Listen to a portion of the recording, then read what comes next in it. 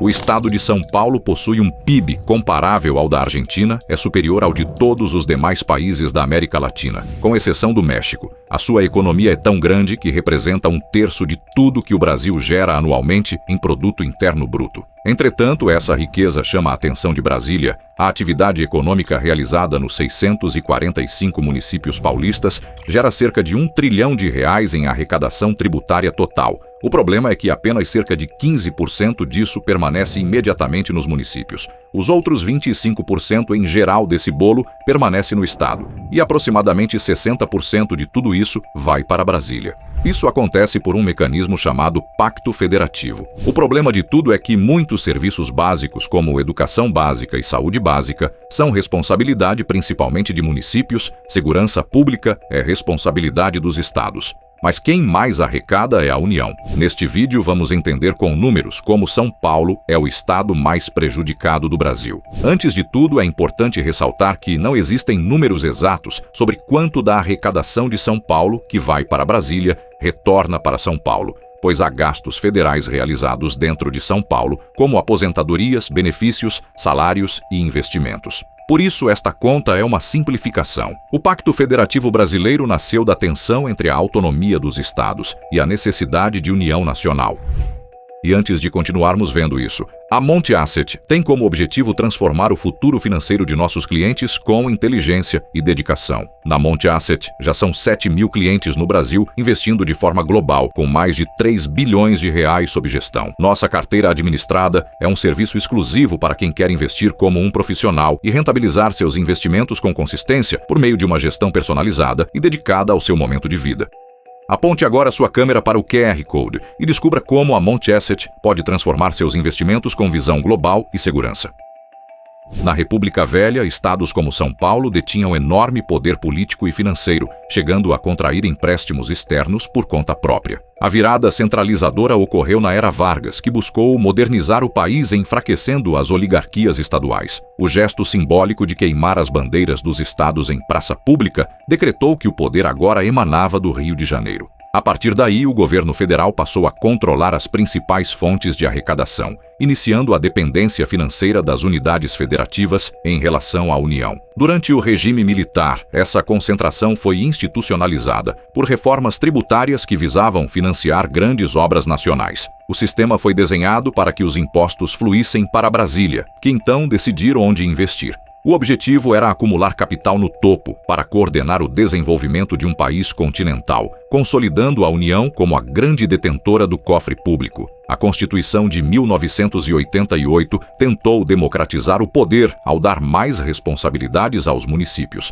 mas manteve a arrecadação concentrada no governo federal. Criou-se então o modelo atual de solidariedade federativa, onde estados mais ricos financiam o desenvolvimento dos demais. O grande problema deste modelo é que estados como São Paulo deixam de se desenvolver por conta deste mecanismo. O estado que arrecada 985 bilhões de reais em impostos recebe de volta cerca de 54 bilhões da União. Vamos entender como este modelo funciona. O Brasil arrecada impostos em 3 níveis: União, que é o governo federal, estados e municípios. Cada nível tem seus próprios tributos. A União arrecada imposto de renda, IPI, PIS, COFINS, IOF, imposto de importação e diversas contribuições sociais. Os estados arrecadam principalmente ICMS, IPVA e ITCMD. Os municípios arrecadam ISS, IPTU e ITBI. Tudo isso junto forma a arrecadação tributária total, que é todo o dinheiro que entra nos cofres públicos no país.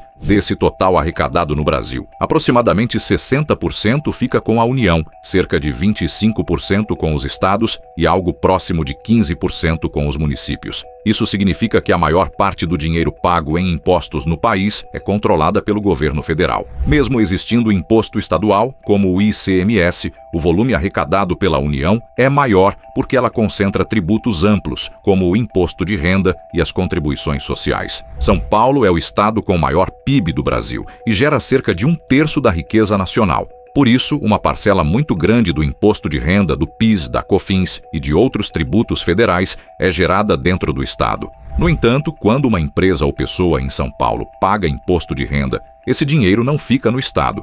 ele vai diretamente para a União. Ou seja, uma parte relevante da riqueza produzida em São Paulo é transferida primeiro para Brasília. Depois de arrecadar, a União redistribui parte desse dinheiro aos estados por meio de mecanismos constitucionais. O principal é o Fundo de Participação dos Estados, que recebe uma parcela do Imposto de Renda e do IPI e distribui esses recursos entre as unidades da federação. Porém, essa distribuição não é proporcional ao que cada estado gerou. O critério é redistributivo. Estados com menor renda per capita recebem parcelas maiores, enquanto estados mais ricos recebem parcelas menores. Como São Paulo é considerado um estado rico, ele recebe uma das menores fatias desse fundo, apesar de ser o maior gerador de arrecadação federal. Além do Fundo de Participação dos Estados, existem outros repasses, como recursos para educação, saúde, convênios e investimentos federais. Ainda assim, quando se calcula quanto o Estado contribui em tributos federais e quanto retorna por meio dessas transferências, São Paulo é classificado como contribuinte líquido, ou seja, envia mais recursos para a União do que recebe de volta. Em termos de arrecadação federal, o estado de São Paulo gera aproximadamente 985 bilhões de reais anualmente, o que representa cerca de 1/3 de todo o bolo tributário nacional. No entanto, o retorno direto via transferências constitucionais e voluntárias para o governo paulista e seus municípios soma apenas 54 bilhões de reais. Isso significa que para cada R$ 100 que o contribuinte paulista entrega ao governo federal, apenas cerca de R$ 5,50 retornam ao Estado para aplicação em serviços públicos locais, evidenciando uma diferença expressiva entre a arrecadação federal gerada no Estado e transferências diretas recebidas. Essa realidade contrasta drasticamente com a situação de estados como o Maranhão e o Piauí. O Maranhão, por exemplo, gera uma arrecadação federal de aproximadamente 8,4 bilhões de reais, mas recebe da União cerca de 22,7 bilhões de reais em repasses. Na prática, o Estado recebe quase 3 vezes mais do que produz em tributos federais. Bahia recebe 48,6 bilhões de reais em transferências, o que resulta em um saldo líquido positivo de 12,8 bilhões de reais, quando confrontado com sua arrecadação de 35,8 bilhões. Pernambuco apresenta um equilíbrio ligeiramente mais próximo, mas ainda assim recebe 4,2 bilhões de reais a mais do que arrecada para os cofres federais. Já o Pará, apesar de sua força no setor mineral, comporta-se como um recebedor líquido, com transferências federais de 24,1 bilhões de reais que superam sua arrecadação de 16,3 bilhões, resultando em um ganho líquido de 7,8 bilhões de reais para o custeio da máquina pública estadual e municipal. Se comparado ao modelo dos Estados Unidos, podemos verificar as diferenças. O modelo americano é frequentemente considerado superior por estimular a eficiência através da competição fiscal e administrativa. Lá, os estados possuem autonomia total para definir suas próprias leis penais, civis e tributárias,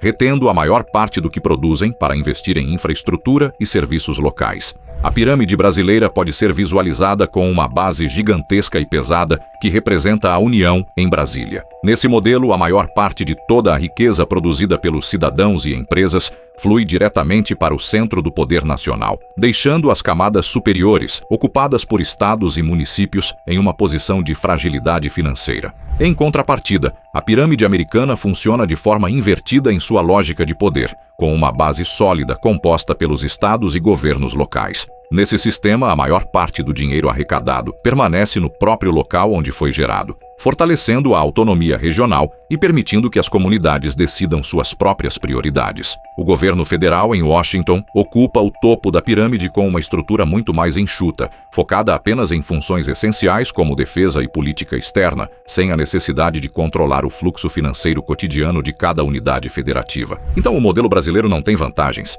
Não, existem vantagens.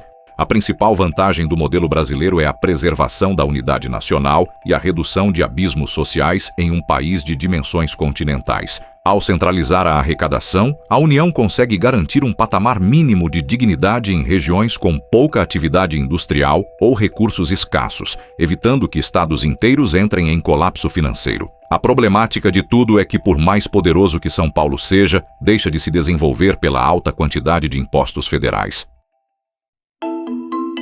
Se você se interessa em entender como a economia funciona e como isso afeta seus investimentos, siga a Monte Asset no YouTube. Somos uma gestora de recursos que pode te ajudar a manter seus investimentos alinhados com as transformações do cenário global, protegendo e multiplicando o seu patrimônio. No primeiro link da descrição, você pode conhecer os produtos da Monte. Agradecemos sua presença.